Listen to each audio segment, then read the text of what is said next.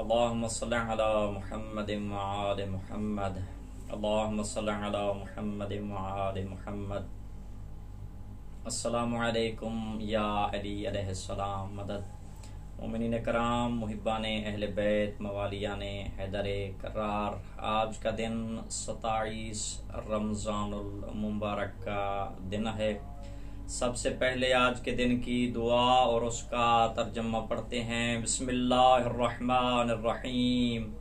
अल्लाहुम्मा अर्ज़ुक़नी फ़ीहि फ़ज़्ल लैलतिल क़द्र। ऐ खुदाया, ऐ बारे इलाह, इस माह में मुझे शब कदर की फजीलत को दर्क करने की तौफीक अता फरमा। वसय्यर अमूरी फ़ीहे मिनल उसरे इलल युस्र। खुदाया, इस दिन और इस माह में मेरे मुआमलात को दुश्वारी से आसानी की तरफ मुंतकिल फरमा दे। वक़बल महादीरी। खुदाया, मेरे उज़्र को अपनी बारगाह में मेरे तमाम तर जितने भी उज़्र हैं उनको अपनी बारगाह में कबूल फरमा। वहुत्त अन्नि ज़ंबा वल विज़रा। ऐ माबूद, मेरे गुनाहों और मेरे बोझ को मेरे कांधों से उतार दे। या रऊफ़म बिइबादिस सालिहीन। ऐ नेक बंदों के साथ मेहरबानी करने वाले। नाज़रीन कराम, मुहिब्बाने अहले बैत, मवालियाने हैदर करार, कल आप मोमिनीन के सामने बयान किया था कि ज़काते फ़ितरा अदा करने के फ़वाइद कितनी हैं। तो आज थोड़ा सा ज़काते फ़ितरा के ऊपर बहस करते हैं कि ज़काते फ़ितरा के अहकाम क्या हैं। सबसे पहले ये देखना है कि ज़काते फ़ितरा कितना वाजिब है।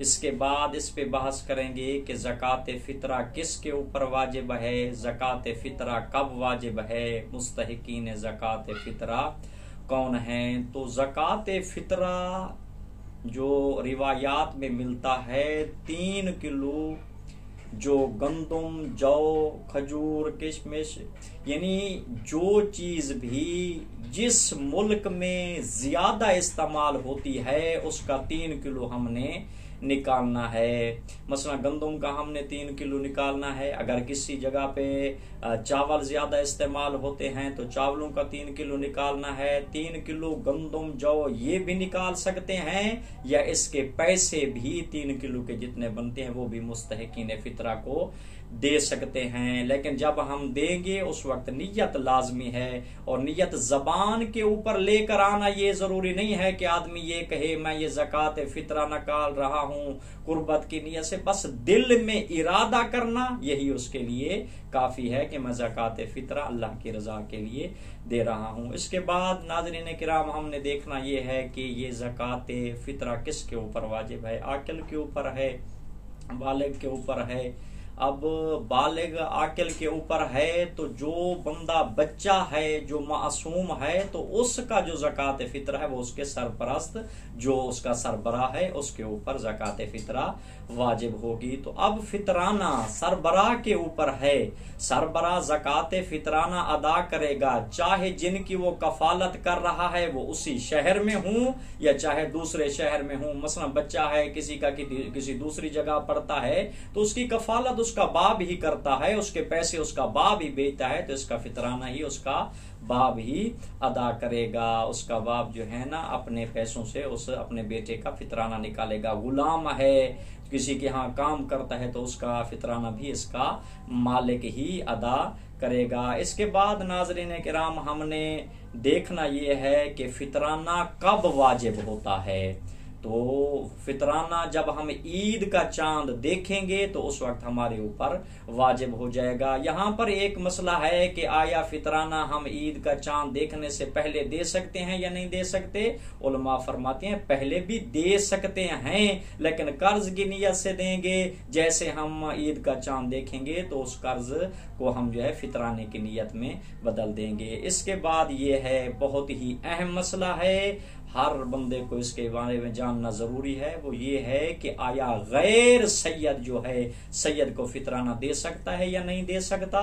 उलमा फरमाते हैं कि गैर सैयद जो है वो सैयद को फितराना नहीं दे सकता, लेकिन सैयद गैर सैयद को भी दे सकता है, सैयद सैयद को भी फितराना दे सकता है। और एक बहुत अहम मसला जो अक्सर पूछा गया है माह रमजानुल मुबारक में, अक्सर पूछा भी जाता है, वो ये है कि एक औरत है ईद से चांद दिन पहले अपने माँ बाप के घर चली जाती है। जब माँ बाप के घर चली जाती है, वो उसका कफील उसका बाप है, उसका बड़ा भाई है, तो अब उसका फितराना जो है इसके माँ बाप के ऊपर वाजिब है। अगर उसका शौहर फितराना निकालना चाहता है तो उसके बाप को या उसका जो इस लड़की का जो बड़ा भाई है उसको बताएगा कि मैं इसका फितराना निकाल रहा हूँ। नाज़रीन किराम, ये चंद दिन का मेहमान है, अल्लाह का नेक महीना। कोशिश करें इस नेक महीने में नेक आमाल करने की। बेहक़ चाहरदा मासूमीन मालिक हमको नेक आमाल करने की तौफीक इनायत फरमाए। बारगाह अमीरुल मोमिनीन से दुआ करते हैं मालिक हमको वाजिबात बजा लाने की तौफीक इनायत फरमाए, मुहर्रमात से बचने की तौफीक इनायत फरमाए। अल्लाहुम्मा सल्लि अला मुहम्मद व आले मुहम्मद वअज्जिल